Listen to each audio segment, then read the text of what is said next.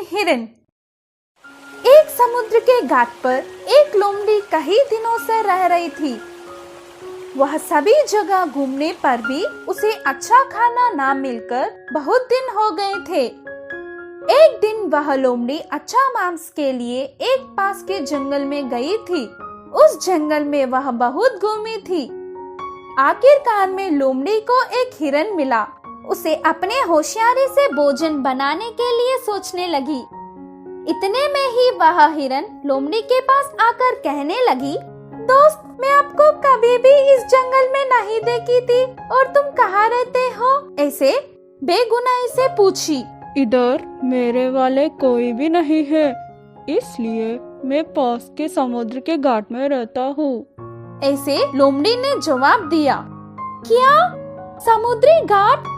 मैंने तो ऐसे कभी नहीं सुना, बोलकर हिरन हैरानी से देख रही थी। मेरे सामने पूरा पानी ही पानी है। इतना पानी है कि समुद्र के उस पार भी नहीं दिखता। अगर तुम मेरे साथ आते हो तो समुद्र बताऊंगा। ऐसे लोमड़ी बोली। समुद्र कैसा दिखता होगा, यह सोचकर हिरन लोमड़ी के साथ चलने लगी। वह दोनों जंगल में चलने के बाद थोड़ी देर में समुद्र के पास पहुंच गए थे। समुद्र को पहली बार देखकर हिरन खुशी से उछलने लगी। उसी वक्त समुद्र की लहर उछलते हुए समुद्र के किनारे आने लगी। उस लहरों को दृश्य देखकर लोमड़ी, आओ लहरों आओ, मेरे दोस्त तुम्हें देखना चाहता है, उसे देखकर तुम वापस चले जाना। ऐसे लोमड़ी बोली। लहरें आकर चली गई। जैसे लोमड़ी ने कहा वैसे होने पर हिरन आश्चर्यचकित हो गया। लहरों, तुम ऐसे ही आते रहो, मैं और मेरा दोस्त तब तक बात करते रहेंगे। वैसे लोमड़ी हिरन से बात करने लगी। लहरें आने लगी और जाने लगी। लोमड़ी और हिरन बहुत देर तक बात करने लगे।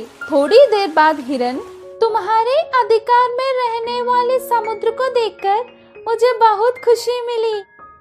उसमें एक बार नहाने का मन हो रहा है, मैं जा सकती हूँ क्या? वैसे पूछने लगी हिरन। उसी समय का इंतजार करते हुए लोमड़ी जाने के लिए बोली।